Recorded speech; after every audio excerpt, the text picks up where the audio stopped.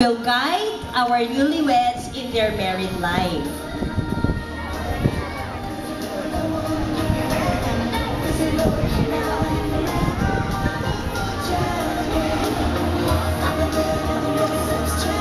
Okay, so our bride is a little bit afraid of the dove. Don't be.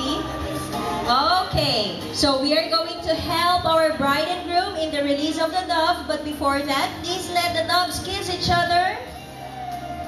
As you also kiss each other. Okay, so don't show that you are afraid. Smile always. So let us all count 1 to 3 so that our bride and groom will release the doves. Everybody. 1, 2, 3. Okay, so let us all clap our hands for them. Okay, so once again, seal it with a kiss.